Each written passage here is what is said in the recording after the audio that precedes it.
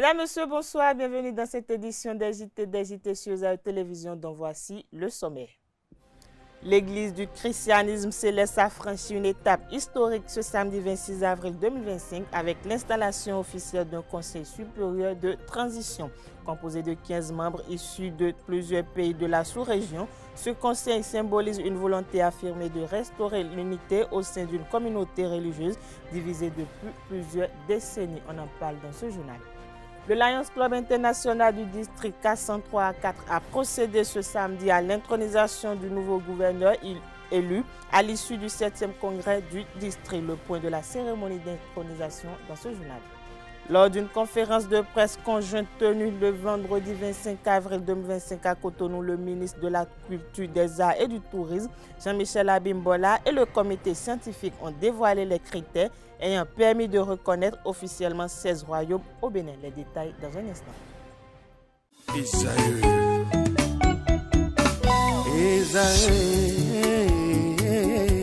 Vous recherchez une école de référence pour une double formation universitaire et professionnelle de qualité? Voici l'opportunité à ne pas rater. L'École supérieure d'administration, d'économie, de journalisme et des métiers de l'audiovisuel ESAE vous offre des programmes d'enseignement en licence et en master orientés vers l'emploi qui font d'elle une référence à travers les filières de l'administration générale et territoriale, l'administration du travail et de la sécurité sociale, droit, diplomatie et relations internationales, administration hospitalière, universitaire et intendance, journalisme et métiers de l'audiovisuel et toutes les filières des sciences de gestion. Une seule adresse, www.esae.bj.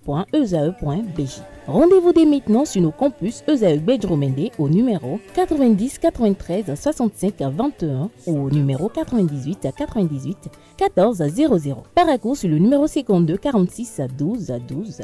Aboumé-Calavi au numéro 52 88 44 44. Akpaka au numéro 52 88 33 33. ESAE, l'excellence à un nom.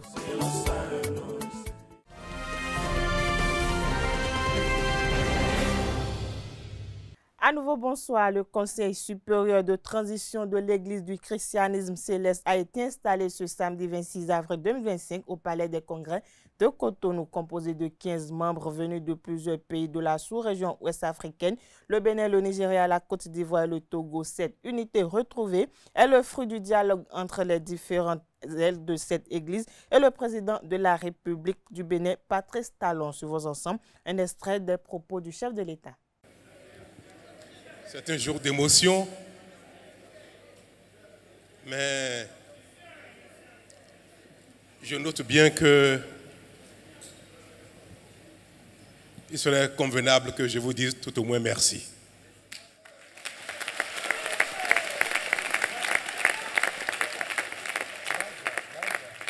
Chers révérends, pasteur Oshofa et Adéogun, chers membres du Conseil supérieur de transition, distingués, dignitaires et fidèles de l'Église du christianisme céleste, Mesdames et Messieurs les députés, ministres, diverses personnalités du Bénin, du Nigeria, de la Côte d'Ivoire, du Togo, des autres pays du monde où l'Église du christianisme céleste est implantée. Merci pour votre foi.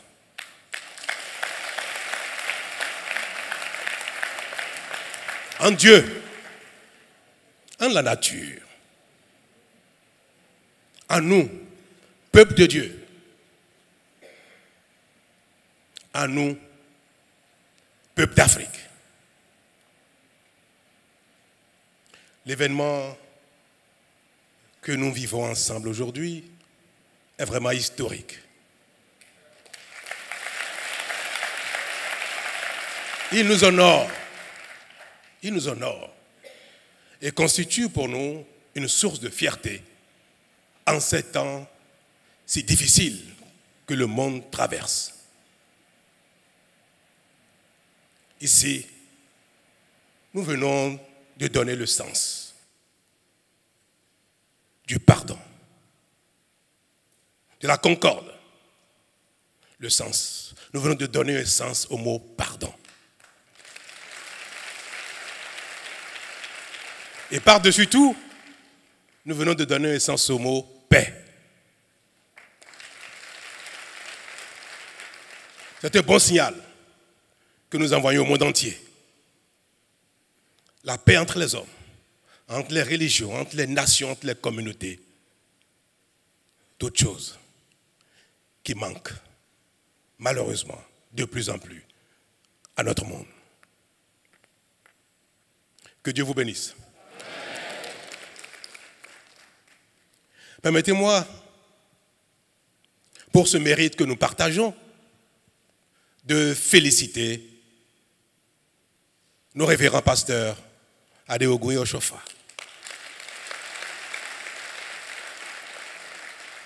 De féliciter les plus hauts responsables de l'église de Christianisme Céleste au Bénin, au Nigeria, en Côte d'Ivoire, au Togo et partout dans le monde. Je voudrais vous adresser mes remerciements les plus sincères pour la confiance que vous m'avez accordée pour conduire ce processus de réunification de l'Église de Dieu. Je suis particulièrement honoré et je voudrais, devant vous, prendre l'engagement de participer personnellement aux travaux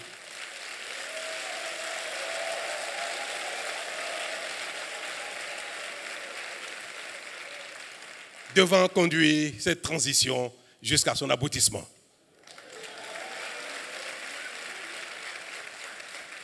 Je voudrais pouvoir compter sur chacun de vous avec l'aide de Dieu pour que ce soit un succès. Pour finir, je voudrais exhorter les uns et les autres, chacun ici présent et partout dans le monde, partout où l'Église est implantée, vous exhorter à accompagner cette période de transition de vos prières au quotidien, notamment à l'occasion des cultes du dimanche. Que chaque fois, dans toutes les églises, de maintenant jusqu'à la fin de la transition, il y ait quelques minutes consacrées à la prière pour le succès de la transition. Les membres du Conseil supérieur de transition en auront grandement besoin. Le Saint-Esprit vous assistera, vous accompagnera et vous serez éclairés afin que les travaux de révision de la Constitution, de relecture de la Constitution soient conduits avec foi, abnégation dans l'intérêt supérieur de l'Église du christianisme céleste. Je voudrais pour finir prier le ciel de nous accorder tous bonne santé, longue vie, afin que dans maximum 1 an, nous célébrions dans l'allégresse, dans la fête,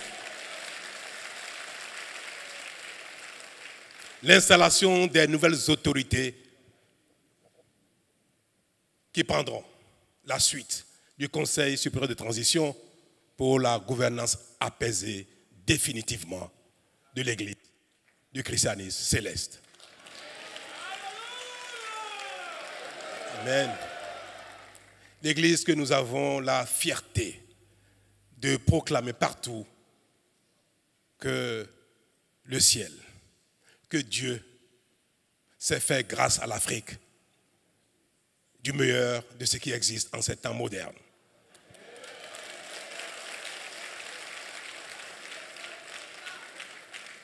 C'est cette révélation qu'apportait le prophète Oshofa a été faite sur la terre africaine du Bénin. Ce n'est pas pour rien.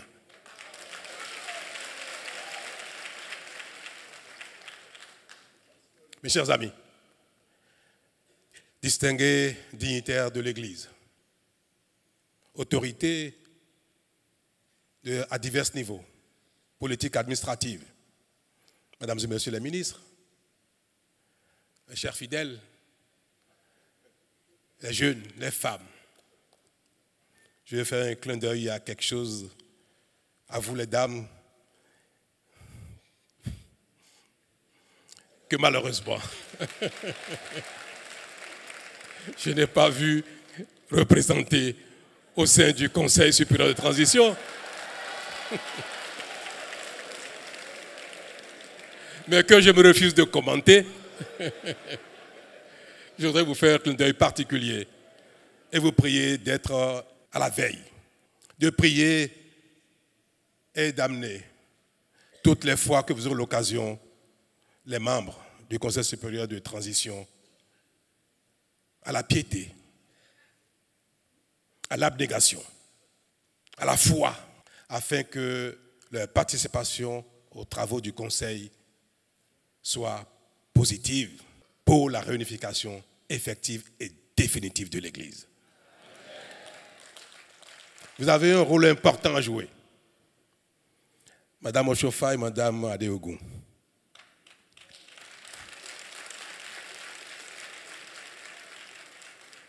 Je vous fais confiance pour être les conseils les plus avisés de nos révérends pasteurs.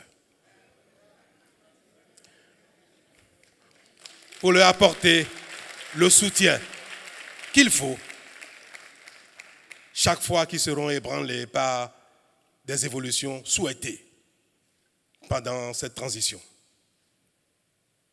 Je serai votre complice.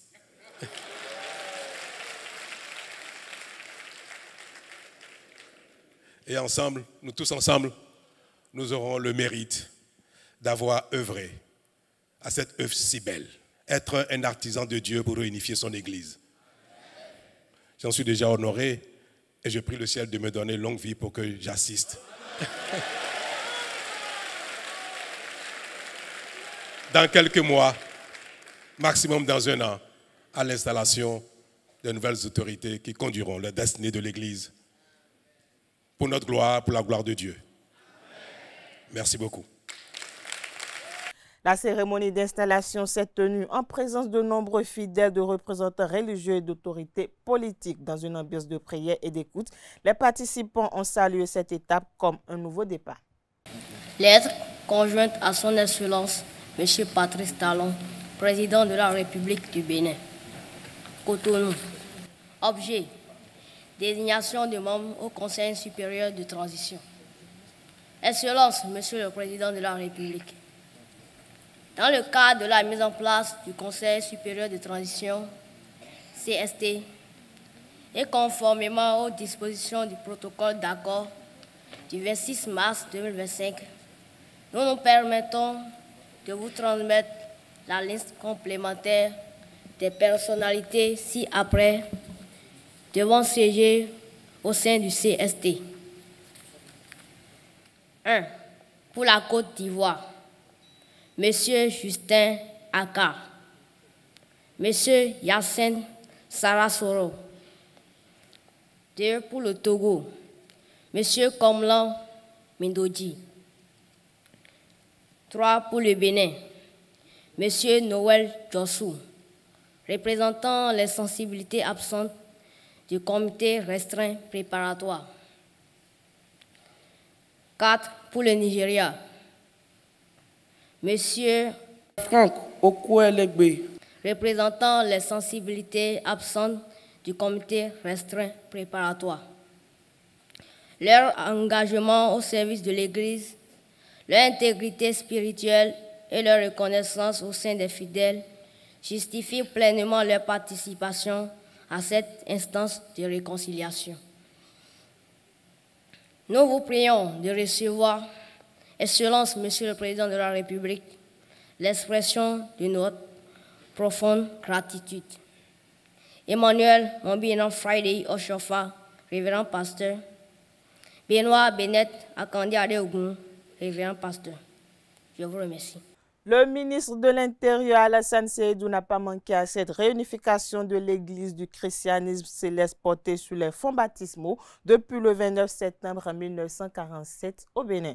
Suivons ensemble un extrait de son argumentaire. Excellence, Monsieur le Président de la République, révérend pasteur, autorités religieuses et civiles, dignitaires et fidèles, distingués invités, mesdames, messieurs. Nous sommes réunis en ce jour historique à Cotonou, sur cette terre qui a vu naître et grandir l'Église du christianisme céleste pour redonner vie et espérance à la vertu du pardon qui seule est capable de réparer les dégâts de l'égoïsme. L'Église du christianisme céleste, créée le 29 septembre 1947 par le révérend pasteur Samuel Biléou Joseph Oshofa, a été la fierté du Bénin tout entier et fut un refuge, un instrument de salut et de consolation pour les chrétiens africains ballottés entre leur culture et la foi chrétienne. De Porto-Novo à Lagos, de Lomé à Abidjan, de Paris à Toronto, au-delà des frontières et des langues, l'Église a rassemblé des communautés et œuvré au renforcement de leur foi. Par son action sociale, elle a contribué à la concorde, au bien-être collectif et au vivre ensemble que l'État promeut. Mais depuis le rappel à Dieu du prophète fondateur Samuel Biléou Joseph Oshofa, l'Église du christianisme céleste s'est retrouvée sans autorité consensuelle. Des incompréhensions, des rivalités et des crises de gouvernance ont fracturé le corps ecclésial au fil des ans. Plusieurs courants, chacun animé de sa propre légitimité, se sont dressés, laissant les fidèles dans la confusion et souvent dans la souffrance. Les tentatives de rapprochement en 1986 n'ont pas permis de recréer le lien brisé et une vision commune. C'est pourquoi l'État béninois, garant de la paix sociale et soucieux du bien-être de sa population, ne pouvait rester indifférent. Dans un esprit de responsabilité, le président de la République, son Excellence M. Patrice Talon, a pris l'initiative de réunir le révérend pasteur Benoît Bennett Akande Adiogun, le révérend pasteur Emmanuel Mobiyina Friday Oshofa et les dignitaires de l'Église du christianisme céleste pour écrire une page nouvelle. Sous son égide, des rencontres inédites ont été tenues à Cotonou à compter du 20 février 2025. Les dignitaires de tous horizons se sont retrouvés autour d'une même table, non pour défendre leur titre ou leur vérité, mais pour chercher la concorde et servir l'unité de l'Église. À cœur ouvert, des échanges longtemps souhaités mais jamais osés ont eu lieu. Grâce à la médiation bienveillante et patiente de M. le Président Patrice Talon, un accord fondateur a été conclu entre toutes les parties. Mesdames et messieurs, cet accord est historique. Il consacre une volonté d'humilité, de pardon mutuel et surtout de reconstruction. Il engage chacun à œuvrer dans la paix, à mettre la foi au centre, à renoncer aux querelles et à placer l'Église du christianisme céleste au-dessus des hommes. Ce chemin d'unité est exigeant, mais il est béni. Que chacun à sa place devienne donc artisan de paix, de pardon, de réconciliation et de réunification pour le rayonnement de l'Église du christianisme céleste née en Afrique. Je vous remercie.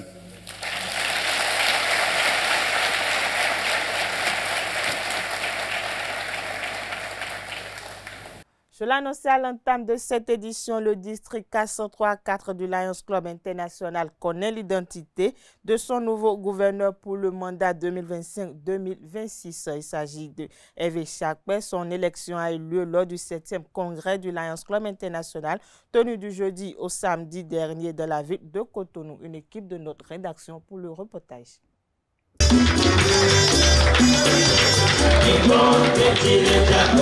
Le nouveau gouverneur du Lions Club District 403A4 pour le compte du mandat 2025-2026 est désormais connu. Il a pour nom Hervé Tiakwe, une charge que le nouveau gouverneur embrasse avec enthousiasme et honneur. J'ai décidé de relever le défi d'accomplir la mission que vous avez décidé de me confier. J'accepte donc solennellement d'être gouverneur de notre district pour l'exercice 2025-2026. Pour son mandat, le futur gouverneur du Lions Club qui prendra fonction dans quelques semaines vise des chantiers ayant pour but le développement des activités du Lions Club international. Au cours de ce mandat 2025-2026, nous aurons à poursuivre les défis inhérents au développement de notre association, à savoir l'accroissement de nos effectifs, la réalisation des services innovants et impactants, l'amélioration de notre leadership par la formation de nos membres et le soutien à notre fondation, la LCIF, par nos dons. Pour ce faire, les objectifs ci-après seront atteints au cours du mandat. Nous créerons au minimum 3 clubs, particulièrement dans les zones qui n'en ont pas encore. Nous devrons, autrement je ne saurais pas voir le président international, nous aurons un accroissement net de 170 membres à la fin du mandat. Des sentiments que partagent également les Lions du district. Comme on l'a entendu, il a assez de qualité. On compte vraiment beaucoup sur lui pour continuer la dynamique et contribuer à améliorer la façon dont les Lions du Bénin participent au service à la communauté. C'est dans l'amitié que tout a été réalisé. Et je souhaite un bon mandat à mon gouverneur, Hervé Tiakwe, qui est derrière mon lion guide. Donc, bienvenue, gouverneur. Son élection a eu lieu à la faveur du 7e congrès du Lions Club International District 403A4. Un rendez-vous qui a apporté quelques nouveautés quant au bon déroulé des activités du lionisme dans ce district. 4 régions désormais pour les clubs Lyon et bien d'autres actualités qui ravivent les cœurs. Cher Denis Saoul, nous avons réussi l'obséquier pour le grâce aux engagements, l'avait su faire preuve de résilience et nous voilà avec l'équipe dirigeant du terrain, dur et du bas dirigeant. Il ne me reste plus qu'à vous remercier pour tous ce que vous avez fait pour rendre ce mandat abri. Un congrès de qualité, c'est du moins ce que retiennent les participants. J'ai un sentiment de fierté là, parce que tout s'est bien passé. J'ai eu la chance de faire partie du comité d'organisation et tel que ça s'est passé jusque-là, je pense qu'on doit être fier d'être Léon.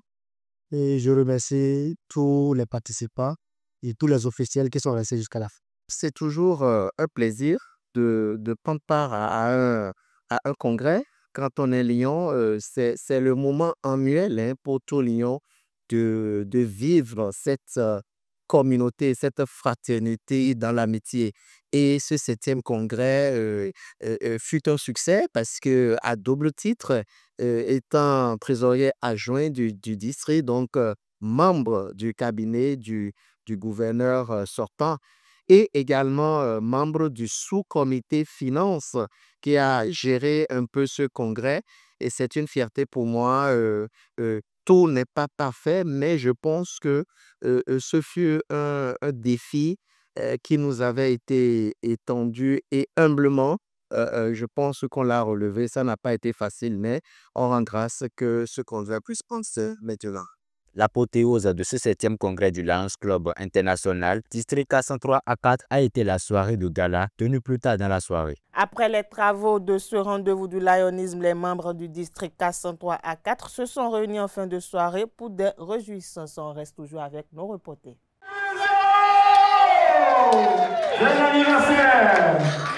Après 3 jours de travaux, la place est laissée à la fête. Ici, Les membres du Lions Club International du district K103 A4 célèbrent la fin du 7e congrès et ses acquis. Les lions du monde entier sont en mission.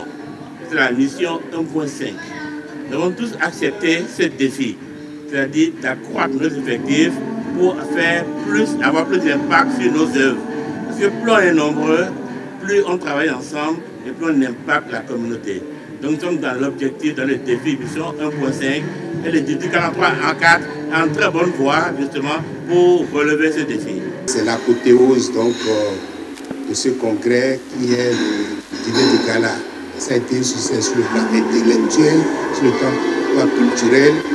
Et vraiment, ça a comblé toutes nos attentes.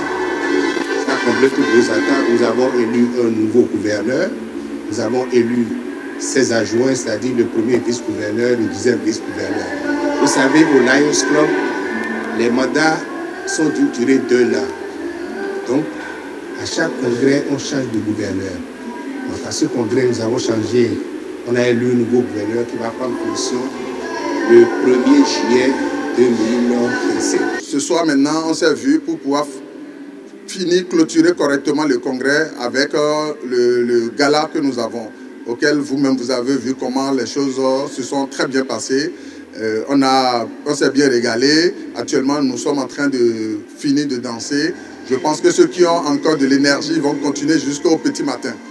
Pour le gouverneur du district, la satisfaction est de mise. C'est un travail très fort. Un travail d'équipe qu'on ne saurait jamais faire seul. La preuve, il est à côté de moi. C'est un ancien gouverneur. Il est à côté de moi pour me guider, pour m'éviter les écueils, pour me dire le chemin à prendre, pour me dire ce qu'il faut faire pour que ça se passe bien. Nous avons assisté à un beau congrès avec une forte participation des Lions venus du nord, du sud, de l'est et de l'ouest. Mais c'est un sentiment de gratitude et de joie.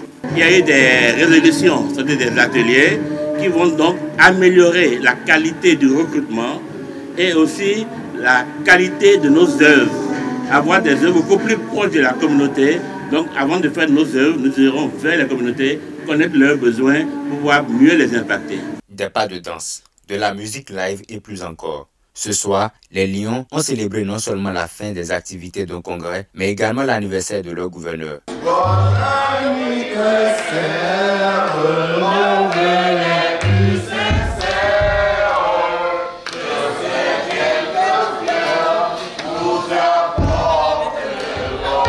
C'était l'occasion pour les membres du Lions Club International District K103 A4 de formuler des doléances pour l'atteinte des objectifs à eux fixés. Je vais actuellement demander à ce que tous les amis Lions du district puissent soutenir la nouvelle équipe pour que le mandat 2025-2026 soit meilleur au mandat 2024-2025. C'est l'objectif, parce que nous avons un objectif global qui est un grand défi pour nous, atteindre 1.5, c'est-à-dire 1.5 c'est 1 500 000 membres. Et je crois que chacun de nous doit s'y mettre pour que les clubs puissent faire de bons recrutements et que nous puissions atteindre cet objectif pendant le mandat 2025-2026. Le fondateur du Lions Club, qui est Maverick Jones, dit qu'on ne peut aller bien loin sans avoir fait quelque chose à autrui. Et c'est ça qui nous quitte. C'est cet altruisme-là qui nous quitte. Le lion, il donne tout ce qu'il a pour autrui. C'est pas, on ne vient pas au Lions Club pour venir gagner de l'argent. On vient au Lions Club pour partager ce qu'on a. Donc c'est un idéal, c'est un choix que nous assumons tous. Moi personnellement, j'en suis très fier. Il faut le rappeler, un peu plus tôt, ces Lions venus de partout au Bénin procédaient à l'élection du nouveau gouverneur pour le compte du mandat 2025-2026.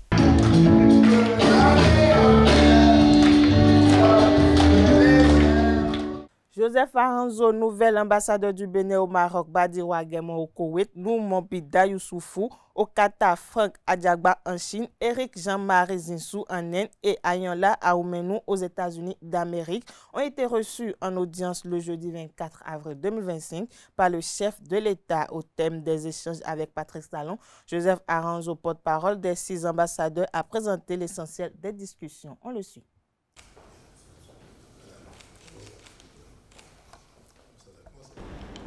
Nous venons de sortir de l'audience avec le président de la République. Mes collègues et moi-même, mes collègues qui sont nommés aux États-Unis, au Qatar, en Chine, en Inde et au Maroc comme moi-même et au Koweït. Nous avons reçu du président de la République les instructions qui nous sont nécessaires pour le bon accomplissement de notre mission.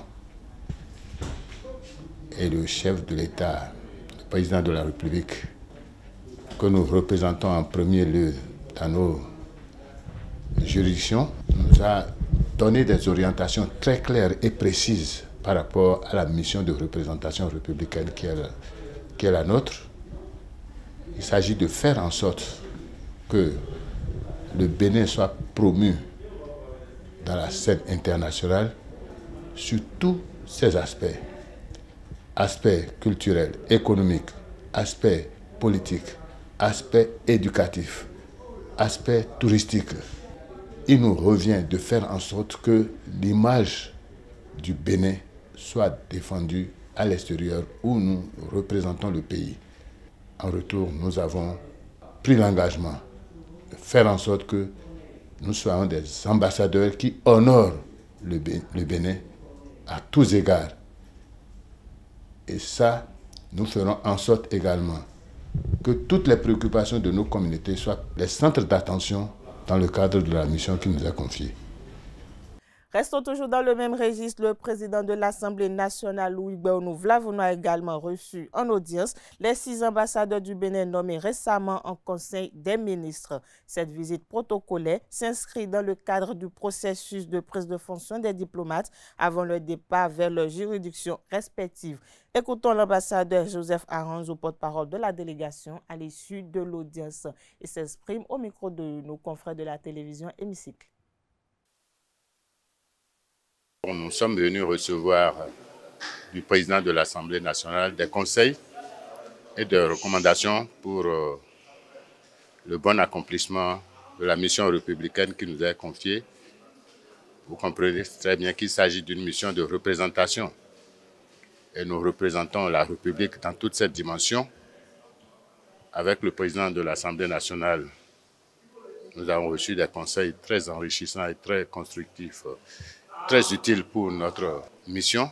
À l'issue donc des conseils, nous avons examiné avec le président de l'Assemblée nationale le volet de la coopération et de la diplomatie parlementaire, notamment sous 2 axes. L'axe institutionnel, à savoir la relation entre l'institution parlementaire du Bénin et les autres institutions parlementaires ou les institutions similaires dans les pays d'accréditation. Le second axe, c'est l'axe communautaire. Donc, tout ce qui touche à la vie de nos concitoyens résidant dans nos pays d'accréditation. Tout ce que nous pouvons faire pour que nos concitoyens se sentent de véritables Béninois et soient fiers de l'être à travers nos diverses chancelleries. Et nous avons pris bonne note de toutes les orientations, de tous les conseils et recommandations que le président a bien voulu formuler à notre endroit. Ce fut pour nous une séance très édifiante et nous promettons faire le nécessaire pour que le Bénin soit toujours honoré sur la scène internationale. Depuis son adoption par l'Assemblée nationale, la loi sur la chefferie traditionnelle en République du Bénin suscite des mécontentements dans le rang de certains chefs communautaires qui estiment avoir été laissés pour éclairer l'opinion publique sur les critères de sélection des royaumes chefferies supérieures et chefferies coutumières. Le ministre du Tourisme, de la Culture et des Arts, Michel Abimbola, a tenu une conférence conjointe avec le porte-parole du gouvernement, Wilfrid Léon Ongbedji, avec la presse. Suivons ensemble un extrait de son argumentaire. Mesdames et messieurs, bonjour et bienvenue à cette séance d'échange que le gouvernement vous propose ce matin relativement à l'actualité, mais tout particulièrement relativement à la loi sur la chefferie traditionnelle dont notre pays s'est doté à l'initiative du gouvernement. Laquelle loi, vous ne le savez que trop, a fait l'objet de beaucoup de discussions dans vos colonnes, sur vos antennes, dans vos studios, et des discussions parfois, sinon souvent, éloignées des réelles motivations. Quand bien même vous avez eu, par nos soins, de la documentation pour pouvoir l'aborder de façon professionnelle, nous avons jugé utile, avec le ministre du Tourisme, de la Culture et des Arts, de tenir cette session d'échange avec vous pour revenir globalement sur les tenants et aboutissants de cette loi et au soutien de nos personnes. Il y a les sachants, les techniciens qui ont travaillé d'arrache-pied pendant pratiquement 2 ans pour baliser le terrain à l'avènement de cette loi. C'est pour ça que le ministre Abimbola les a invités tout spécialement afin que, sur des préoccupations qui vous tiendraient à cœur, ils soient là, qu'ils soient nos arbitres entre vous et nous, parce que vous, parfois, vous portez la voix de contestataires ou des réclamations dont vous ignorez les fondements. Et nous, nous justifions que c'est ce qu'il fallait faire. Mais eux, ils sont davantage dans la neutralité liée au caractère technique et scientifique de ce qui a été fait. Et c'est pour cela qu'ils seront d'un appoint pour nous, si les questions nécessitent qu'ils viennent à prendre la parole ici.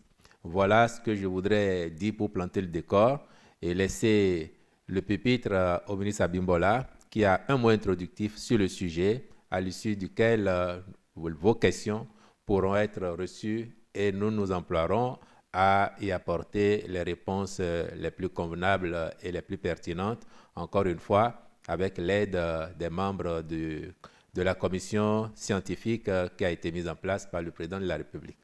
Merci à vous.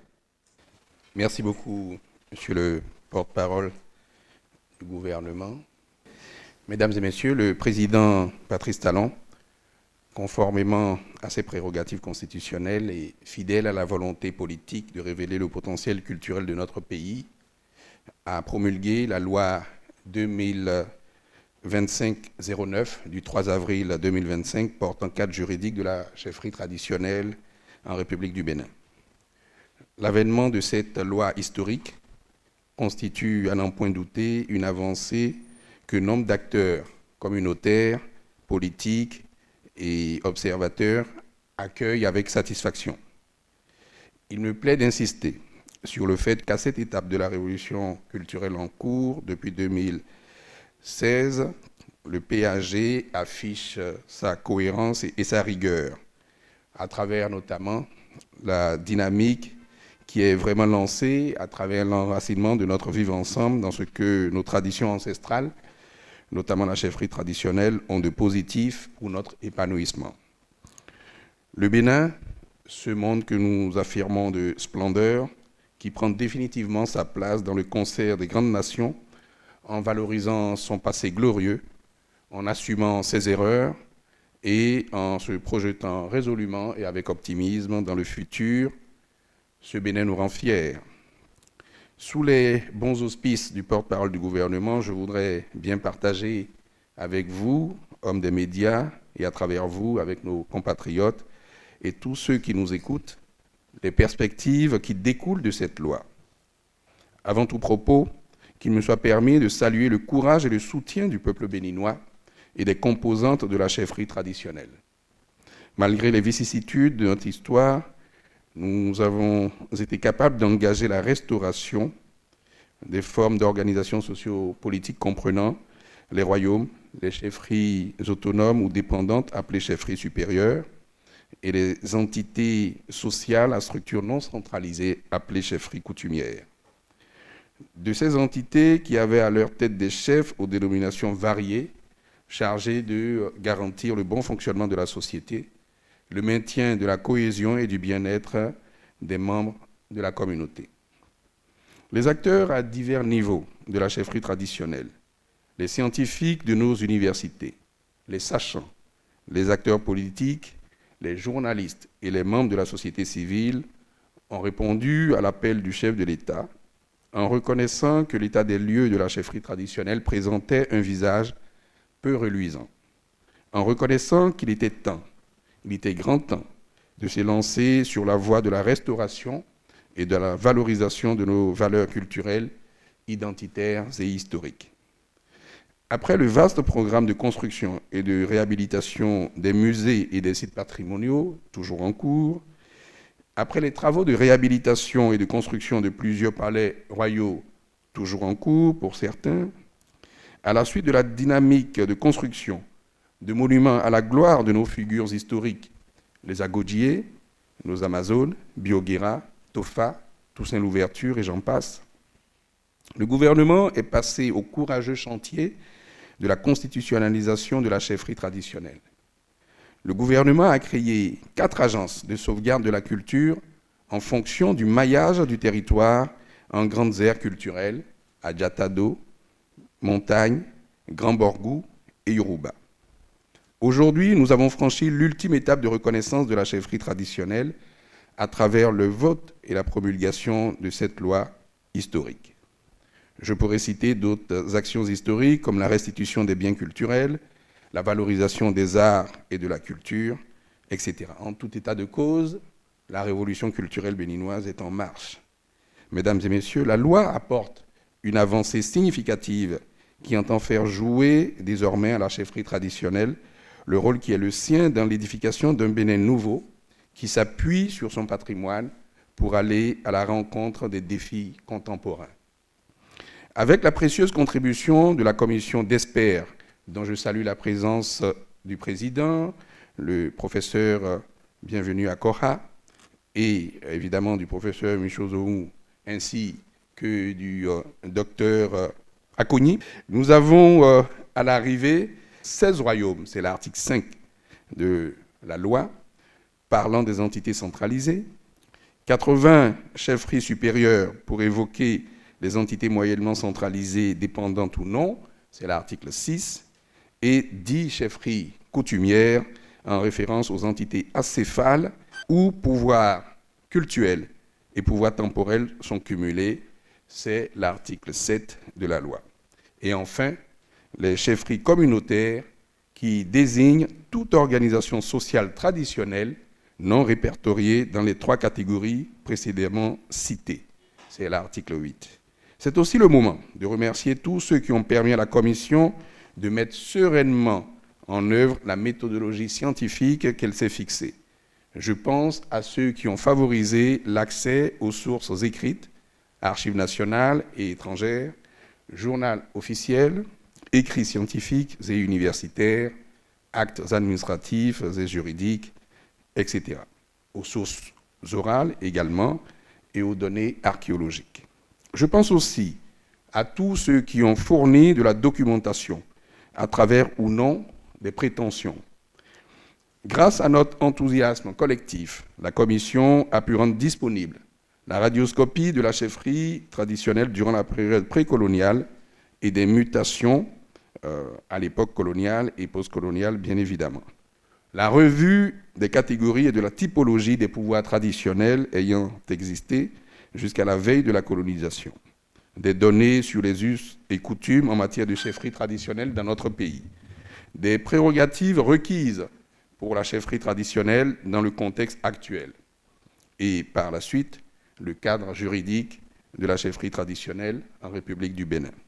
Désormais, nous avons le regard tourné vers les prochaines étapes. Je voudrais vous rassurer que les équipes techniques du ministère impliquées travaillent d'arrache-pied à la mise en place du cadre opérationnel et notamment des instances que sont la Chambre nationale de la chefferie traditionnelle, la Commission nationale permanente chargée du suivi de la chefferie traditionnelle.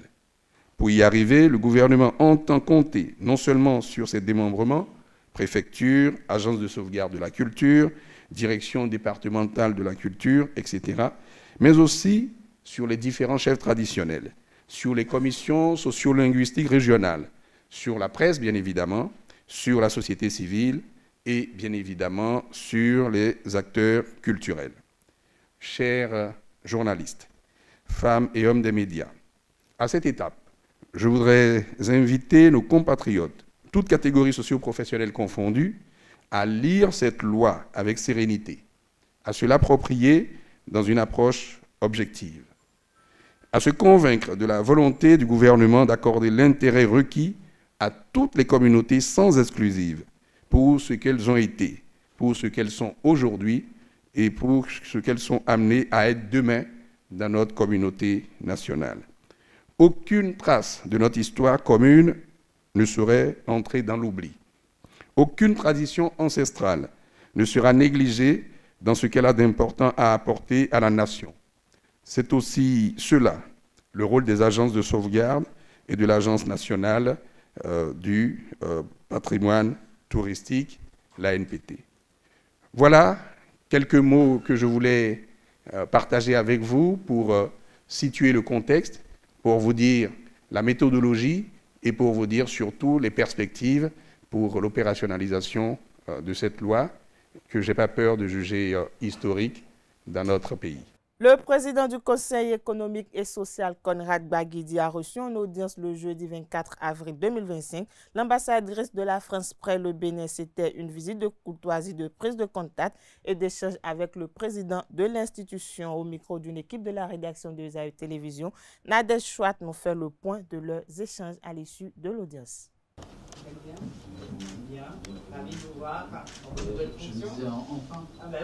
C'est une visite de courtoisie avec le président du Conseil économique et social qui a pris ses fonctions à la fin du mois de février. C'était important pour moi de venir le rencontrer pour plusieurs raisons. La première, c'est que vous le savez, le Conseil économique et social a eu une nouvelle loi organique en juillet dernier, et donc de comprendre le périmètre un petit peu d'action du Conseil économique et social et bien évidemment la vision du nouveau président. Concrètement, c'était de comprendre un peu le fonctionnement de ce CES. J'ignorais par exemple que désormais il y avait une compétence territoriale dans chacun des 12 départements du Bénin et donc de comprendre aussi la vision, savoir comment la mission d'être au contact des populations, de comprendre les attentes et besoins des populations du Bénin, comment ça allait concrètement se faire par la compétence du Conseil économique et social. Et donc c'était important de voir cette nouvelle approche. Là-dessus, j'ai compris que le Bénin était un peu un modèle en matière de vision d'un Conseil économique et social, justement dans ce lien étroit avec les populations. Faire un travail d'explication, mais essayer aussi d'avoir une approche innovante par une approche tournée vers les solutions concrètes dans le secteur économique et dans le secteur social. Donc ça, c'était le premier point, de bien comprendre cette vision, ces modes de faire de ce Conseil économique et social. Dans un deuxième temps, nous avons échangé aussi sur l'action de la France au Bénin, de l'équipe France, que ce soit le groupe, l'Agence française de développement, le service économique, mais également Expertise France, qui intervient sur différents secteurs, donc de pouvoir présenter, d'échanger sur les secteurs de coopération de la France au Bénin et de voir comment, sur ces secteurs, le Conseil économique et social pouvait faire partie intégrante de nos actions, et je pense notamment au secteur de la formation professionnelle, mais également sur l'entrepreneuriat, et donc de voir comment on pouvait désormais dans les projets, dans les financements de l'équipe France, faire en sorte que le Conseil économique et social soit partie intégrante de ces projets. Concrètement, nous allons, ce n'est que le début d'une longue histoire, nous allons nous revoir avec le groupe AFD pour essayer de voir comment justement nous pouvons intégrer le Conseil économique et social. Également pouvoir voir dans le cadre d'une approche plus européenne, la Team Europe au Bénin. Et l'idée, c'est vraiment d'être dans une approche partenariale et de converger pour trouver des solutions auprès des populations. Nous avons également abordé le nord du Bénin qui comme vous le savez, attire, je dirais, toute l'attention des autorités, mais également de la communauté internationale. Et j'ai pu à cette occasion présenter les différents projets que nous menons au nord Bénin, que ce soit avec les collectivités locales, mais également avec des acteurs de la société civile. Voilà. Donc, tour complet. Bien évidemment, nous avons parlé aussi des partenariats et du partenariat avec le CESE en France. Et il se trouve que le président du CES était la semaine dernière à Paris. Et donc, il a pu nous partager un petit peu les axes évoqués de futures collaborations, coopérations. Donc voilà, un entretien très riche. Et ce n'est que le début d'une longue histoire de coopération dans une approche partenariale. Le ministre de l'Eau et des Mines, Paulin Akponan, a fait le bilan des réformes entreprises dans le secteur de l'énergie depuis 2016. C'était au cours de l'émission Réduction de comptes Piaget 2021-2026. Un entretien télévisé co-animé par les confrères William Tchoki de Bénin TV et Honoré Naum de la radio Cotonou. Souvent ensemble sont ses propos. Il y a eu d'abord la création de la société béninoise de production électrique et qui s'occupe rôle clé de sécurisation et de l'approvisionnement d'énergie électrique, exclusivement. Donc ça ne se mélange pas. Maintenant, l'intégration réussie du Bénin, le Bénin s'est inscrit dans un marché régional de l'électricité. L'objectif est double, créer une synergie d'action entre les pays de la sous-région, mais aussi réduire le coût de l'électricité. Ce marché régional est confié à une institution qui a pour siège au Bénin et qui se trouve à Bomé-Calavi. Donc, de là, la capacité de la production énergétique est passée de 0 MW à 182 MW et détaillée comme suit. Les 127 que je vous ai annoncés et que Maria Gleta produit désormais. Et puis, il y a des centrales qui ont été également construits à Koubé, avec une capacité de 25 MW, et la SBDE, qui avait une capacité de 30 MW.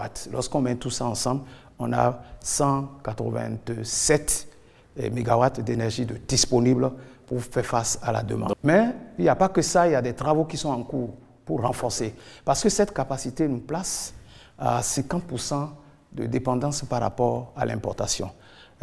Nous importons également du Nigeria pour 300 MW et du Ghana, ce sont des contrats fermes, et du Ghana de 100 MW. Mais ensemble, le Bénin demeure à l'heure actuelle à peu près à 50% dépendant de l'extérieur. Donc la politique du gouvernement est de travailler à ce que cette dépendance se réduise à travers la construction des centrales solaires de 25 MW à Ilulofin. L'achèvement est prévu pour décembre 2025. Il y a aussi la construction d'une centrale solaire, Forson, avec une capacité de 25 MW également. Il y a des perspectives. Il y a des projets en perspective. Ouais. On peut retenir le projet IPP 50. C'est la production par le secteur privé. D'accord. Oui, ça, la production par le secteur privé. Et qui prévoit la construction de 4 centrales. Les 4 centrales seront reparties un peu partout sur le territoire national, à Boycon pour 15 MW, à Parakou pour 15 MW également, à Djougou et à Natitengu pour chacun 10 MW qui seront construits pour venir renforcer. Le processus de signature de la convention est très avancé entre ce privé et l'État béninois dans le cadre de ce projet. Il est prévu également la construction d'une centrale solaire de 75 MW à Kandi. En dehors de tout ça, vous savez que le Bénin a innové dans la mise en place de la zone franche industrielle à Glodjigbe. Et cette zone franche, le l'ambition du gouvernement, c'est de rendre cette zone de façon totalement indépendante au plan de l'énergie. Cette édition se poursuit. Le gouvernement béninois réuni en Conseil des ministres le mercredi 23 avril 2025 a adopté 8 décrets importants. Ces décrets touchent à la gouvernance administrative, à la sécurité des infrastructures stratégiques et à la promotion de l'enseignement et de la formation technique et professionnelle. Suivons ensemble le porte-parole du gouvernement Wilfried Léon Ngoubedi pour plus de précisions. Le Conseil des ministres s'est réuni ce mercredi 23 avril 2025 sous la présidence de M. Patrice Talon, président de la République. Les décisions dont voici la teneur ont sanctionné la séance.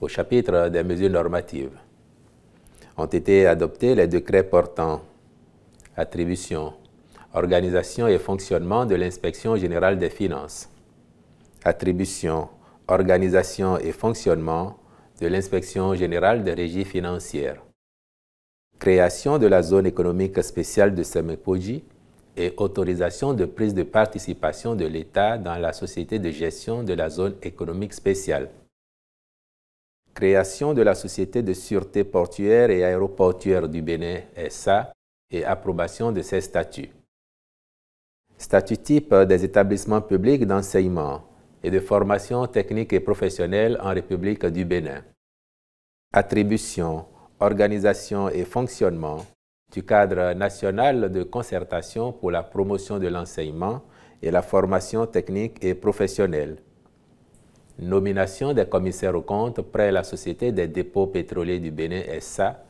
puis le décret fixant les modalités de mise en œuvre du financement basé sur la performance des établissements d'enseignement et de formation technique et professionnelle en République du Bénin.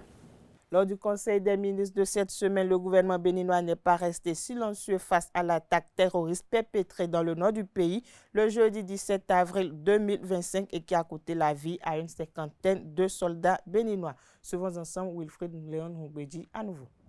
Je voudrais, avec émotion et non sans gravité, réitérer les condoléances et la compassion du gouvernement à l'endroit des familles éplorées par le drame du 17 avril dernier.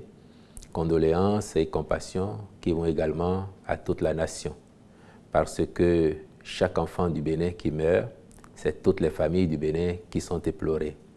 Davantage quand il s'agit de plusieurs d'entre eux et dans le cas d'espèce de 54 stabilisés, même si ça ne fait pas les 70 et plus que les gens ont annoncé, c'est beaucoup. Et pour nous, une vie perdue, c'est beaucoup, voire trop, davantage lorsque ça porte sur ce nombre-là. Les soldats qui sont tombés, ce sont nos enfants, ce sont nos parents, ce sont nos amis. Il est difficile d'en parler. Mais quand on sait les efforts que nous déployons sur ce front-là, pour que le pays tienne et que ces enfants aient le courage de donner de leur vie pour nous défendre, on n'a pas de raison de baisser les bras. On n'a pas de raison de ne pas y croire. Notre situation serait autrement plus facile si nous avions une belle coopération avec les pays qui nous entourent, dans lesquels le phénomène connaît un développement exponentiel qu'on ne souhaite à personne. Donc notre situation serait autrement plus aisée si nous avions une belle coopération. Mais lorsque vous savez que les points où ces attaques du 17 avril notamment sont intervenues sont sur la ligne frontière, vous pouvez comprendre que si de l'autre côté de la frontière il y avait un dispositif au moins comme le nôtre, ces attaques ne se dérouleraient pas de cette façon ou ne se produirait même pas. Ce n'est pas accuser personne, parce que vous savez très bien que nous sommes assez responsables. Nous ne battons pas notre culpe sur la poitrine des autres. Donc nous continuerons d'assumer nos responsabilités, de mettre les moyens qu'il faut, de recruter les hommes qu'il faut, de sensibiliser aussi. Et nous engageons aussi le commandement à être encore plus efficace, encore plus proactif. Vous dites, ces personnes ces criminels. Et en agissant ainsi et en diffusant des vidéos, cherchent à humilier notre pays. Je dirais qu'elles cherchent à saper le moral de nos troupes et du pays lui-même. Mais encore une fois, nous ne céderons pas. Et nous avons une conviction. Nous avons une conviction. La conviction, c'est que tôt ou tard, nous viendrons à bout de ces criminels et de leur entreprise mortifère. Nous viendrons à bout parce qu'une armée régulière, bien équipée, avec des hommes déterminés, avec des troupes en nombre suffisant, ne saurait battre en retraite face à des groupuscules de criminels, même s'ils ont pour eux la cruauté et l'effet de surprise. Le temps viendra où nos hommes se seront mieux habitués à leur mode opératoire et seront encore plus efficaces pour les repousser et en tout cas les empêcher de prendre pied chez nous. C'est heureux qu'aujourd'hui, malgré toutes les tentatives, et nous pouvons le dire avec force, il n'est pas réussi à s'implanter chez nous. Et c'est ça aussi qui montre que nous sommes dans l'effort. Si on ne faisait rien, la situation ne serait pas celle-là. On ne souhaite pas perdre davantage d'enfants. Et là-dessus, je peux vous dire que depuis ces événements, le chef de l'État a eu des séances multiples avec le haut commandement militaire, ceux qui sont à l'opérationnel, pour évaluer avec eux la situation, les stratégies, voir encore quels sont de tous les équipements que nous avons commandés, ceux qui ne sont pas encore arrivés, et en attendant, est-ce qu'il y aurait d'autres besoins pour être encore plus performants avec nos soldats?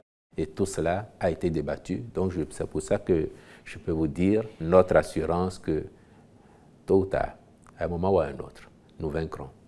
Dans le cadre du projet de pipeline d'exportation Bénin-Niger, une délégation de l'Assemblée nationale conduite par son président Louis Gbéonou Vlavonou s'est rendue le jeudi 24 avril 2025 à la station terminale de Sémé. Initiée à la demande de l'ambassadeur de Chine près le Bénin, cette visite a mobilisé députés et cadres parlementaires autour des enjeux stratégiques de cette infrastructure clé. Le point de la visite avec nos confrères de la télévision Hémicycle. À l'invitation de l'ambassadeur de Chine près le Bénin, la représentation nationale a effectué une visite de terrain ce jeudi 24 avril 2025 à la station terminale de Sémé, point névralgique du projet de pipeline d'exportation pétrolière Bénin-Niger. Conduite par le président de l'Assemblée nationale, Louis Gbéonou Vlavonou, la délégation a été accueillie en grande pompe par les responsables du site. Les premiers échanges ont porté sur les consignes de sécurité à respecter avant le début de la visite guidée. Celle-ci a démarré par la découverte des installations du laboratoire d'analyse des produits pétroliers, de l'atelier des équipements de lutte contre les incendies, des dispositifs de production électrique en moyenne tension, des vannes d'entrée et des pompes de chargement maritimes. Une photo de famille a immortalisé cette première étape. La visite s'est ensuite poursuivie dans la zone de réception et d'envoi des racleurs du pipeline sous-marin à bord des bateaux de travail et sur le quai d'accostage avant de s'achever par la présentation de la maquette du projet et des équipements d'intervention en cas de déversement d'hydrocarbures. Deux interventions ont ponctué la fin de la visite. Dans son intervention, l'ambassadeur de Chine a salué la pertinence stratégique du projet et l'excellence de l'amitié sino-béninoise. Le projet du pipeline a planté des arbres, forgé des puits, en créant plus de 2000 emplois directs pour les populations locales. Ce projet a formé de nombreux talents béninois dans le domaine du pétrole à travers la mise en place des bourses d'études et des programmes de stage. L'ambassade de Chine souhaite renforcer la communication et la coordination avec l'Assemblée nationale du Bénin, écouter les avis et les suggestions lumineuses des députés béninois sur le développement des relations sino-béninoises afin de porter le partenariat stratégique sino-béninois à un niveau plus élevé. Prenant la parole à son tour, Louis Gbéonou Vlavonou a qualifié le pipeline de projet fédérateur, saluant la vitalité de la coopération entre les deux pays. Pour l'Assemblée nationale, la présente visite revêt une importance particulière, elle offre à la représentation nationale l'opportunité de mieux appréhender l'ampleur et la complexité liées à l'implantation des infrastructures d'une telle envergure. Plus qu'un simple ouvrage pétrolier, le pipeline Bénin-Niger incarne une vision de développement, une ambition de croissance économique du Bénin et du Niger et une volonté de renforcer les liens de coopération, faisant ainsi du Bénin un hub en matière d'exportation de produits bruts de pétrole. Il s'agit bel et bien d'un projet fédérateur en notre qualité de représentant du peuple. Il est de notre devoir de nous assurer que les initiatives mises en œuvre sur notre territoire contribuent véritablement au bien-être de nos concitoyens et au développement de notre pays. Cette visite est sans aucun doute une expérience qui enrichira notre travail parlementaire et nous permettra d'accompagner efficacement les politiques publiques au développement de notre pays et à la coopération internationale. Au-delà des symboles diplomatiques, la visite à Sémé confirme l'intérêt croissant de la représentation nationale pour les projets à fort impact économique dans un contexte régional où l'énergie devient un levier majeur de souveraineté et d'influence. La prévisibilité judiciaire au service de la sécurité juridique, c'est autour de ce thème que l'Union des jeunes avocats du Bénin a lancé le mardi 22 avril 2025 à Cotonou les activités de la célébration de ses 35 ans d'existence. La cérémonie de lancement s'est déroulée en présence du ministre de la Justice et de la Législation, Yvon Dechenou, et du bâtonnier du barreau du Bénin, Maître Angelo Humpati, à la maison de l'avocat au tribunal de première instance de première classe de Cotonou. Le compte rendu de la cérémonie de lancement avec nos confrères de Canal 3 Bénin. Ce spectacle de danse galédé a ouvert la série d'activités marquant le 35e anniversaire de création de l'Union des jeunes avocats du Bénin. Ce creuset, qui a vu le jour en 1990, fait aujourd'hui la fierté des jeunes avocats avec un parcours élogieux. Les présidents qui se sont succédés à la tête de l'UJAB ont chacun apporté leur touche à la réussite de cette célébration. Pendant 35 années, ils ont successivement travaillé d'arrache-pied, pour la plupart sans aucun accompagnement pour l'amélioration des conditions de travail du jeune avocat béninois. Grâce à vous, il est aujourd'hui impensable et impossible de voir, par exemple, un jeune avocat venir la robe à la main à une audience sur une moto-taxi, par exemple. 35 années, c'est le temps qu'il a fallu à l'Union des jeunes avocats du Bénin UJAB pour s'enraciner dans notre barreau, s'y déployer comme un arbre vigoureux dont les rameaux portent les fruits de l'engagement, de la formation et de la confraternité. L'acte fort de cette cérémonie d'ouverture, la signature d'un partenariat entre l'UJAB et une institution bancaire de la place au profit des jeunes avocats. Ainsi, ils pourront exercer leur métier en toute quiétude. L'UJAB s'est donné de nouveaux défis. L'accompagnement de ses membres et l'amélioration de leurs conditions de travail et d'exercice à la fin de leur stage et pendant leurs premières années en tant qu'avocat inscrit. Je voudrais simplement vous inviter à aller au-delà de la signature d'un accord pour l'acquisition de biens, mais à la signature d'un accord pour l'acquisition de compétences. Et cet accord de compétences, pour moi, ce serait vraiment une assurance formation qui permettra à chacun d'améliorer encore plus ses capacités de formation sur des secteurs particuliers, sur des pratiques très spécifiques sur lesquelles on a besoin de votre expertise. Des concours de procès fictifs, la visite des prisons civiles d'Abomey, Calavi, d'Abomey et de Parakou, des activités sportives et un dîner de gala sont bien déclinés dans le programme pour marquer d'un cachet spécial ce 35e anniversaire d'existence de l'Union des jeunes avocats du Bénin. Parlons santé à présent. Chaque 25 avril, la communauté internationale célèbre la journée mondiale du paludisme. Le thème retenu pour l'édition 2025 est « Réinvestir, réimaginer, réallumer ». Le Bénin a aussi célébré cette journée à travers une cérémonie solennelle qui s'est déroulée au Palais des Congrès de Cotonou en présence des autorités à divers niveaux, des partenaires et autres acteurs impliqués dans la lutte. Suivons ensemble cet élément réalisé par nos confrères de Canal 3 Bénin dans le cadre. On peut dire qu'on a commencé par observer une baisse de l'incidence du paludisme ces dernières années. Cette tendance baissière s'est fait observer plus ces 3-4 dernières années, où, par exemple, de 2022 à maintenant, on a eu une baisse sensible. En 2022, on était à une incidence de 21%.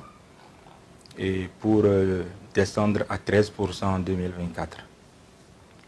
Mais quand on parle de 13%, on veut parler d'environ 1 600 000 de cas. Donc des efforts restent à faire. Et cette même année 2024, nous avons enregistré environ 2100 décès imputables au paludisme.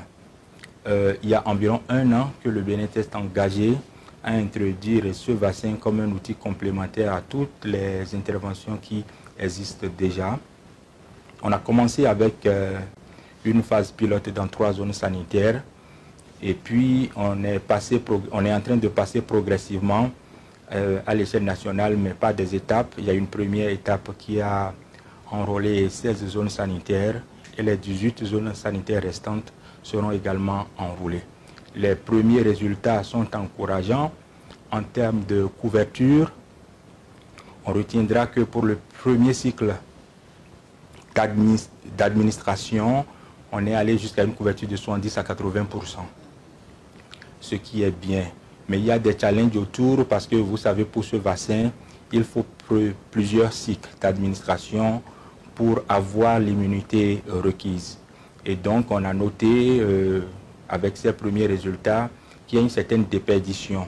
Mais c'est connu pour ces genres de vaccins qui nécessitent plusieurs doses. Le gouvernement du Bénin renforce sa capacité à sécuriser ses frontières. Des équipements destinés à la direction générale de la police républicaine, notamment à l'école nationale des brigadiers et agents de police ainsi qu'au poste frontalier de Ilakondi et d'Ilara, ont été réceptionnés le jeudi 24 avril 2025.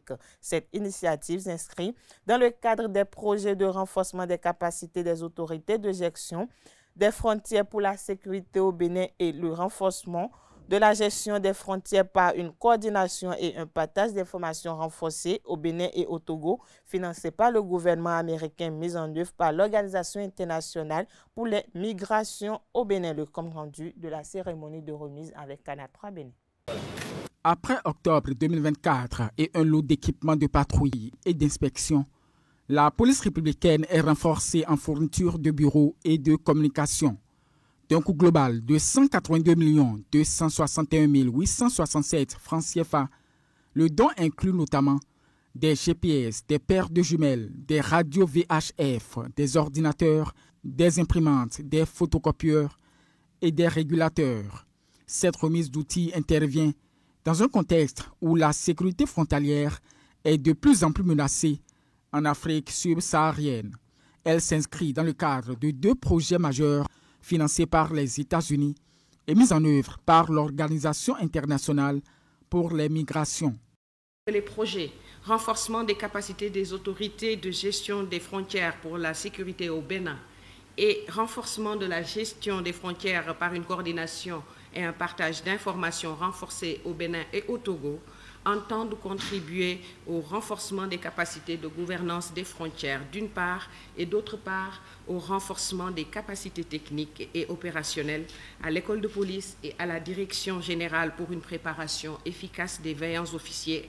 En fournissant les outils et les équipements nécessaires pour renforcer les capacités opérationnelles des forces de l'ordre béninoises, nous souhaitons contribuer à une société plus sûre et plus sécurisée. Ces outils permettront au commissariat frontalier de Ilakondi d'achever sa modernisation en passant de l'enregistrement manuel à celui informatisé des passagers pour une meilleure gestion des flux migratoires à travers le système d'information et d'analyse des données migratoires MIDAS qui y sera installé. L'ambassadeur des États-Unis près le Bénin met également l'accent sur la police de proximité nécessaire pour une gestion véritablement intégrée des frontières.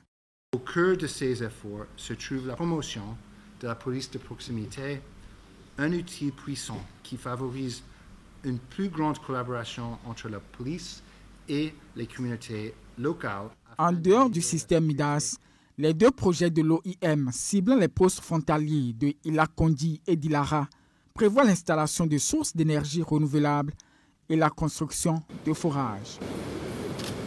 Restons toujours avec les forces armées béninoises à Porga de la commune de Matéri. 130 militaires engagés dans l'opération Mirador ont été décorés de la médaille de la défense nationale échelon bronze le jeudi 17 avril 2025. Cette distinction, attribuée selon le décret numéro 2023-605 du 29 novembre 2023, honore les officiers, sous-officiers et hommes du rang pour leur service dans le nord du pays, où ils font face à des conditions difficiles. Le général Frutueux Baguidi, chef d'état-major, a présidé la cérémonie et salué les sacrifices des militaires, en particulier ceux ayant perdu la vie dans l'accomplissement de leur mission. Plus de détails dans cet élément signé de nos confrères de la télévision nationale.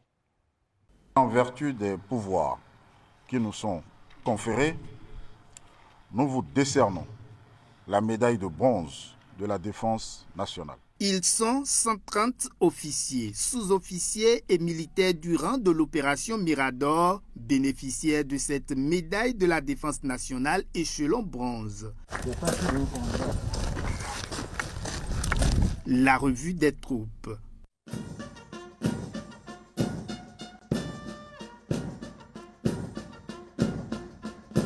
Et la hiérarchie militaire salue la bravoure de ces hommes et femmes qui vont jusqu'au sacrifice suprême.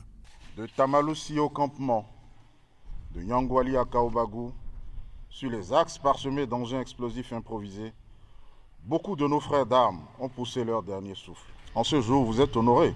J'ai une pensée pour leur dévouement, pour leur bravoure et surtout pour leur sacrifice. Nous devons poursuivre l'œuvre qu'ils ont entamée, celle de protéger notre pays et surtout de barrer la route au terrorisme. Mais jamais, jamais on ne nous humiliera car nous devons pour le Bénin y aller de toute notre énergie.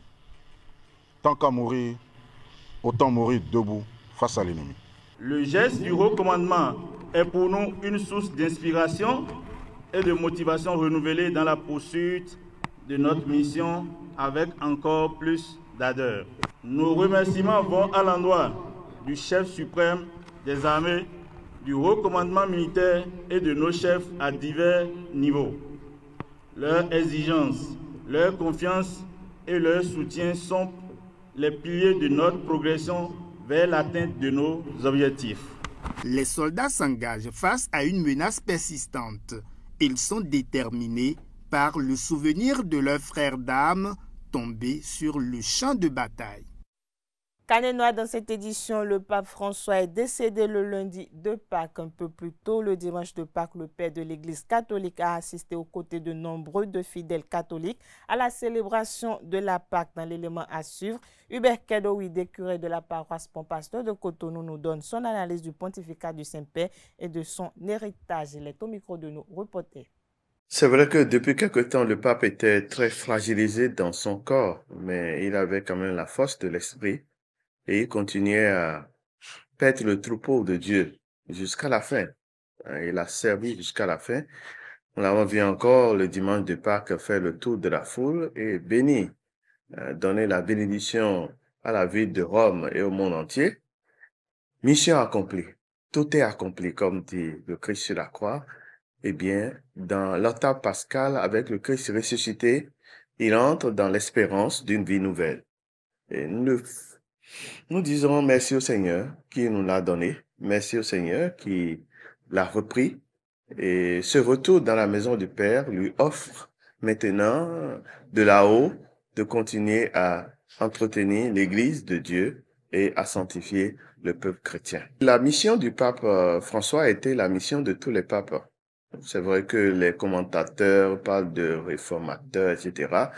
Mais vous savez, à la suite du Christ, on est toujours au service des plus pauvres. Et il n'a pas fait autre chose que d'être vraiment au service des pauvres, au service des délaissés, des exclus. Il a été défenseur de ceux qui n'ont pas de voix. Il a porté la voix de la justice et de la vérité, de la charité envers les autres, en défendant les migrants et en dénonçant aussi le mal, l'exploitation de l'Afrique, en dénonçant la corruption, en dénonçant le népotisme et la dictature. Il a fait tout ça comme à la suite du Christ, comme le Christ lui-même dénonçait les maux de son peuple. Le pape François également dénonçait cela. Mais surtout, le pape François a été caractérisé par son humilité, sa simplicité, son hospitalité. Une grande hospitalité aux pauvres et aux pécheurs. À tel point que parfois ça pouvait irriter certaines personnes ou certaines habitudes. C'est vrai, il ouvrait la porte de l'église aux pécheurs, vraiment. Et donc, il est caractérisé par son amour de Dieu, sa grande miséricorde, sa grande tendresse envers les autres, et ensuite, défenseur acharné des mal-aimés, des exclus. Je pense qu'on peut retenir qu'il a fait ce qu'il peut pour l'Église. Il a donné de son cœur, il a donné de sa vie. Et nous croyons et nous espérons maintenant qu'il pourra recevoir un héritage, ce qui est réservé pour les bons et fidèles serviteurs. Le pape François nous a aidés à avoir un regard renouvelé sur la pauvreté, un regard renouvelé sur les exclus, un regard renouvelé sur la tendresse et la miséricorde de l'Église, l'accompagnement, un regard surtout sur la synodalité du peuple de Dieu. Vous savez, l'Église est hiérarchique, mais en même temps synodale, c'est-à-dire que il y a les pasteurs, mais les pasteurs ne vont pas prendre toute la place. L'Église, c'est l'ensemble du peuple de Dieu. Nous formons un corps. Et chacun a son travail dans ce corps ecclésial, mais il reste que nous formons ce corps. Et du plus petit jusqu'au plus grand, nous avons à être ensemble pour former ce corps. Et être ensemble, le nous ecclésial a été important pour le pape. Il nous a aidés à retrouver ce que le Christ lui-même nous a dit. Les chefs de ce monde commandent à maître et les grands font sentir leur pouvoir. Parmi vous, il ne doit pas être ainsi. Nous sommes en fraternité. Nous sommes en fraternité chrétienne. Nous sommes au service les uns les autres. Et le plus grand pouvoir, c'est le serviteur. Et je pense que le pape François a mis l'accent vraiment là-dessus durant tout son pontificat pour que personne ne se sente en marge du corps du Christ. Je pense qu'on peut retenir que c'est même l'ultime héritage autour duquel greffe l'ensemble de ses actions envers les pauvres et l'ensemble de ses actions dans l'Église catholique. Il est à noter que les obsèques du pape François ont eu lieu hier samedi 26 avril à Rome. Le dimanche 20 avril 2025, les femmes du bloc républicain de la commune de Boukoumbe ont célébré en différé la journée internationale des droits des femmes. Les manifestations officielles se sont déroulées dans un hôtel de la place en présence du président du bloc républicain, Abdoulaye Biotchane, du premier vice-président de l'Assemblée nationale, l'honorable Barthélémy Kassa, des députés Théophile Tchampo et Jeanne Chanati, du maire de Boukoumbe, Aldo Mda Kwagou, et de son collègue de Matéré, Robert Kassa, des cadres et personnalités du parti du Cheval Blanc Câblé, ainsi que bien d'autres. Le compte rendu de la célébration avec nos confrères de Canal 3 Bénin. C'est un accueil des grands jours qui a été réservé à la délégation du bloc républicain, conduite par le président Abdoulaye Biotchane dans la cité des Tatars, accompagné pour la circonstance de l'honorable Barthélémy Kassa et des deux autres députés BR de la 3e circonscription électorale. Abdoulaye Biotchane a fait le déplacement pour honorer les femmes républicaines de la Pendjari qui ont choisi ce 21 avril, jour de Pâques, pour célébrer en différé La journée à elle dédiée. Ce n'est pas facile d'être épouse, mère, fonctionnaire, commerçante, productrice agricole, tout en étant militante politique. Mais nous le faisons avec courage, foi et amour. C'est pour cela que je voudrais saluer notre président, son Excellence, Monsieur Patrice Talon, qui a toujours placé la femme au cœur de l'action publique. Je voudrais aussi saluer avec reconnaissance le ministre d'État Abdoulaye Biol Tchané ici présent. Leadership féminin, enjeux et défis de conciliation pour des vies privées, professionnelles et politiques, c'est le thème de cette journée. Et pour parvenir à leur leadership, ces femmes républicaines peuvent d'ores et déjà compter sur l'honorable Barthélémy Kassa qui entend bouger les lignes dans les tout prochains jours. Aux femmes de la 3e circonscription électorale, que ce soit Bokombe, Kobri, Materi, Tangueta, dans les prochains conseils communaux, on n'a pas besoin de talents pour nous dire qu'il y aura des femmes partout. Il nous a montré la voie, nous sommes obligés de le faire. Cette journée n'est pas seulement une formalité. Elle n'est pas seulement un symbole. Elle doit motiver les femmes de Boukoumbe. Mais nous avons fait beaucoup de choses parce que nous croyons aux femmes. Le président Patrice Talon croit aux femmes. Au regard de la ferme détermination de ces femmes républicaines de la Pendjari, plus rien ne devrait arrêter le cheval blanc cabré dans sa folle course vers la prochaine victoire. D'une célébration à une autre, chaque année le 22 avril, on célèbre la Journée internationale de la terre nourricière. Cette journée est l'occasion d'encourager partout dans le monde des actions visant à protéger notre planète et nos écosystèmes. La Journée internationale de la terre nourricière a été décrétée en 2009 par l'Organisation des Nations Unies pour sensibiliser à la préservation des ressources. Plus de détails dans cet élément réalisé par nos confrères de Canal 3 Bénin.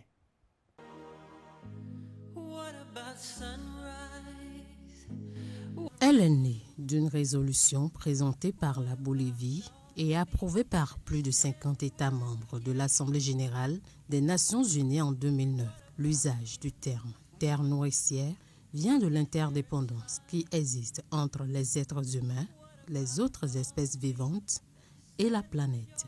Il est donc décidé de désigner le 22 avril comme Journée internationale de la terre nourricière.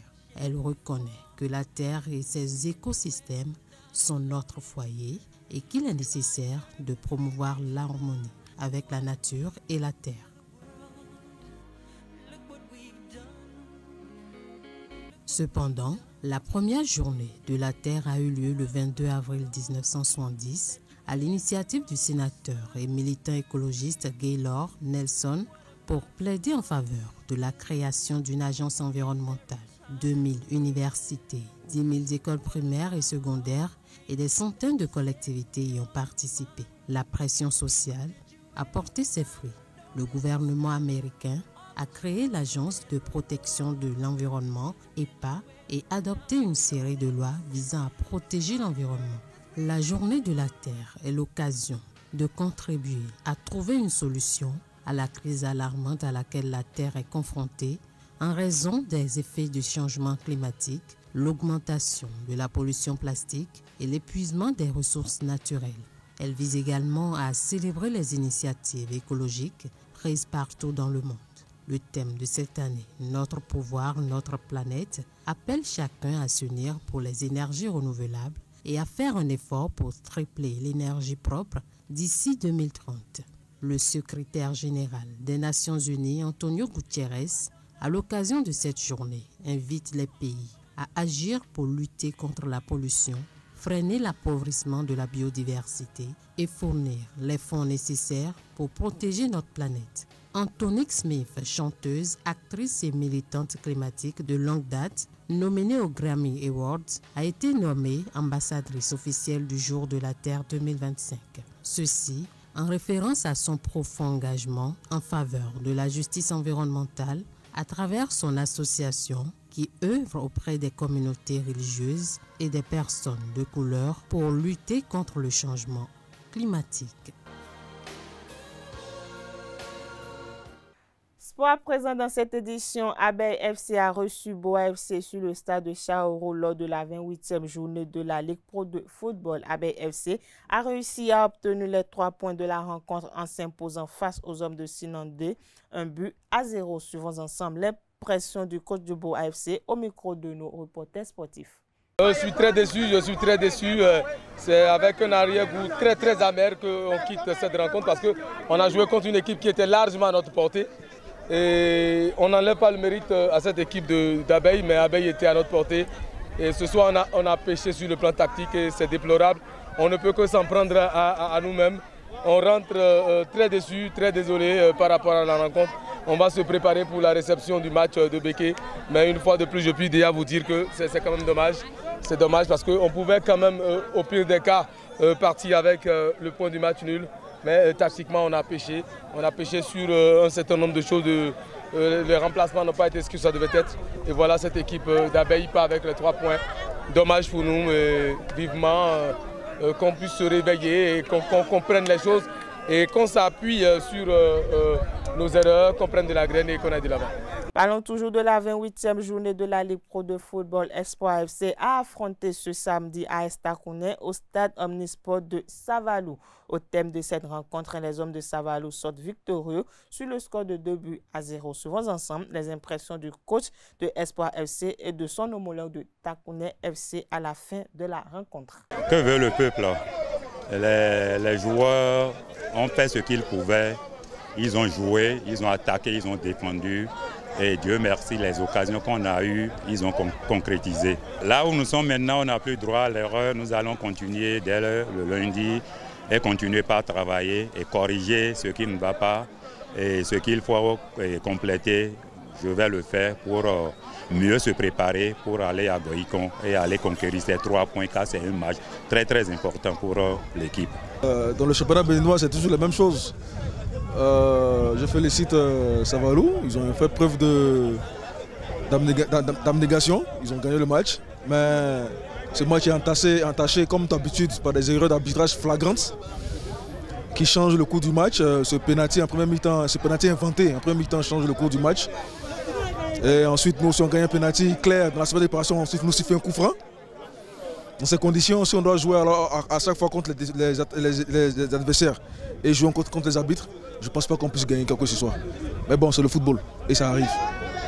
Parlons à présent des autres résultats comme temps pour la 28e journée de la Ligue Pro de football. Comme je l'annonçais tantôt, Abeille FC 1-0, Béké FC face à Dynamo FC 0-1, Espoir de Savalou Takouné FC 2-0, Lotopopo FC Dynamo d'Abomey 2-1, Sobemap FC Aziza 2-1, Aspac AS Cotonou se sont quittés sur le score de 1-0, Requin FC face à Ayema 0-1, Baniganse FC Panthère se sont quittés sur le score de 3-1. Cavalier FC face à Real Sport 2-0, Damissa FC, Dadji FC 1 partout. Dynamo de Parakou AS Tonnerre 1-0, Audio FC, Buff FC 1-2, Asvo Étoile Finante 4-0, Coton FC 2-0, même score pour la Jacques et Sitatunga FC USS Craqué, Avranco Omnisport 2-1, Dragon FC AS Police se sont quittés également sur le score de 2-1. Voilà, c'est tout pour cette édition. Merci de nous avoir suivis. Agréable soirée à tout un chacun de nous.